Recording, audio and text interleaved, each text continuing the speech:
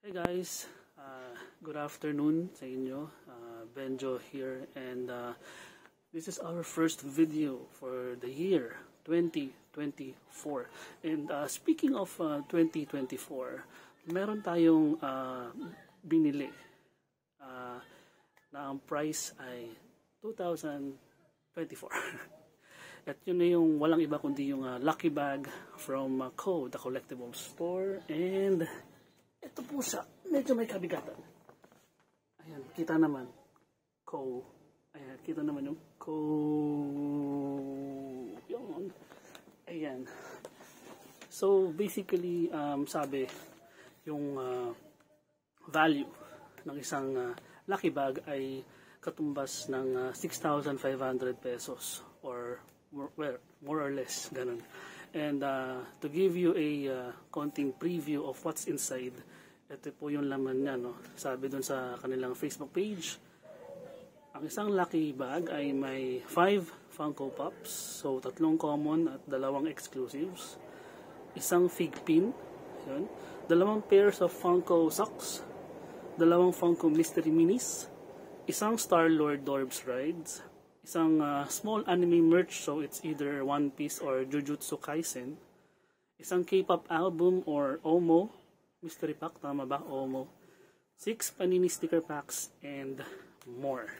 So ang gagawin natin ngayong araw na to is we're going to unbox or unbag yung ating lucky bag. And also, ang gagawin din natin later is i-reveal din natin yung napalalunan natin from Sir Jean Paul, pati na rin yung binili niya for me. No? Kasi little context, no? Nagpabili kasi ako kay Sir Jean Paul ng supposedly 10 FIFA Women's World Cup Panini sticker packs, tsaka 10 din na Adrenaline XL cards. Panini din. FIFA Women's World Cup din. Kaso doon sa pinuntahan niyang branch ng Co sa Vertis North, wala pala, hindi pala available. Noong time na yun kasi may sale. So 50% off, so sayang, 'di ba? So nag-decide na lang kami na magpunta siya sa susunod na mas malapit, which is sa SM North. So yun. So papakita ko rin mamaya yun. So okay, huwag natin paragalin, no? So let's reveal na yung mga laman ng ating lucky bag. And isa-isay natin, baka kasi kulang eh. So yung unang laman niya is ito po. Isang Chalice exclusive or Chalice collectible exclusive Funko Pop animation number 1396 from Jujutsu Kaisen, si Hanami. So yan, so that's number 1. Another Funko Pop, this is one of the commons, so Pop number 362, Star Wars, si Princess Leia. Part po ito ng 40th anniversary ng The Empire Strikes Back. So I'm a Star Wars collector, pero Obi-Wan Kenobi po tayo, so hindi ko po ito live. Wait lang po. Ayun. Next Funko Pop. Wait lang. Ayaw pa ko. Wait. Next Funko Pop natin, another Chalice collectible exclusive. Pop animation number 1058 from Avatar, si Fire-Lord Ozai. Yan. And next po is another, teka lang sabi kasi 2 exclusive, parang pangatlo na ata to. Ayan. So another Pop animation, this time from My Hero Academia. Pop number 1147. Flock pa siya, no? So pag sinabing flock, medyo yung balat ng pop is medyo yung pang stuffed toy. Medyo fluffy. So another Chalice collectible exclusive, si Hawks. Ayan. And then ito po yung isang Funko. Yan. So ito yung isa pang Funko Pop natin, no? Special edition Pop animation number 1270 from One Piece. Ito si Whitebeard. Tanda ko, maraming nag-hype din dito eh. No? Maraming naghahanap din ito dati. So we have one. Yes. So yun yung 5 Funko Pops natin. So I think we can check it off the list. Yun. So, next natin hahanapin is yung fig pin. Saan na yung fig pin? Ito yata. And, Omo K-pop. K-pop. Sabi ko lang po yung K-pop na. Ayan. Ito na ito. Wait lang po, nahanap ko pa.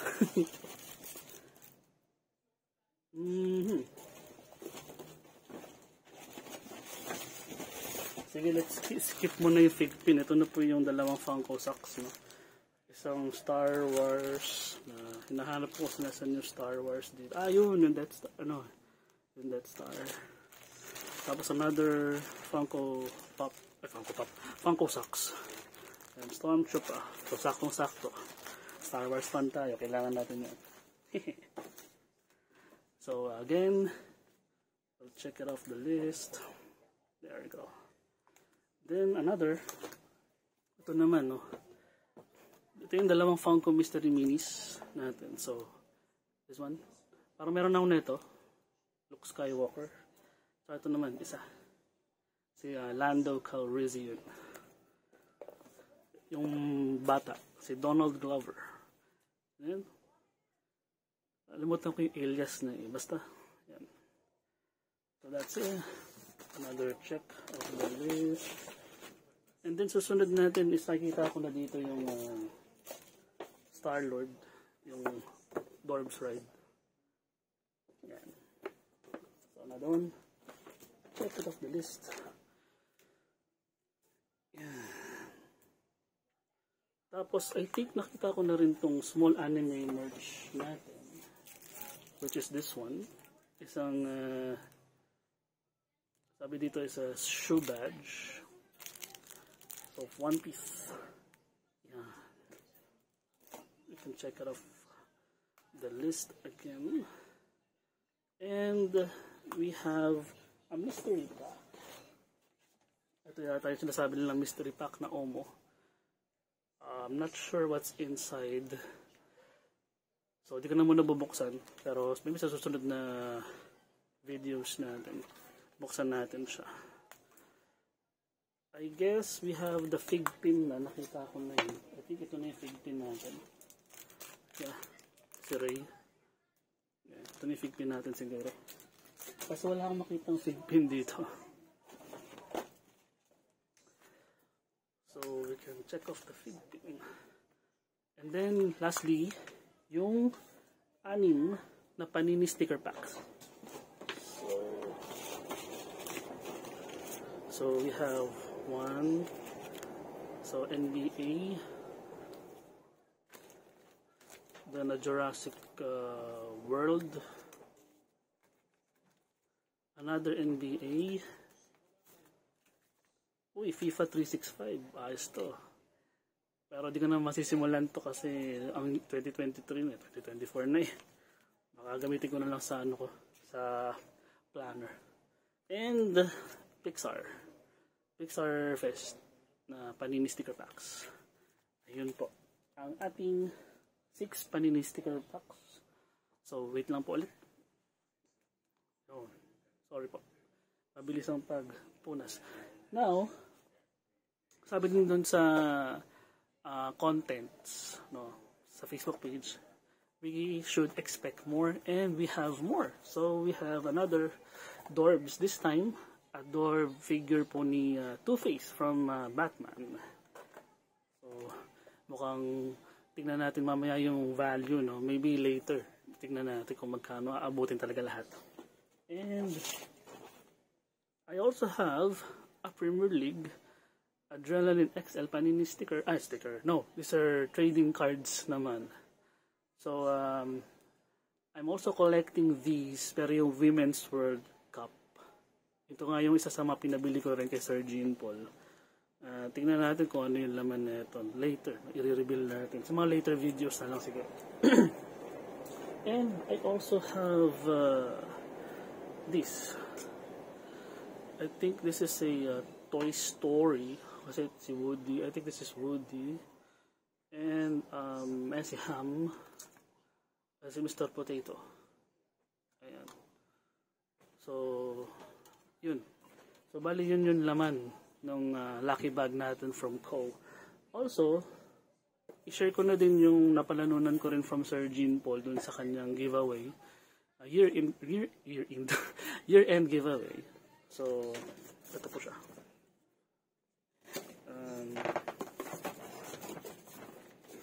Yun. Hindi ko na babuksan totally. So, pop number 1208. Ay, sorry.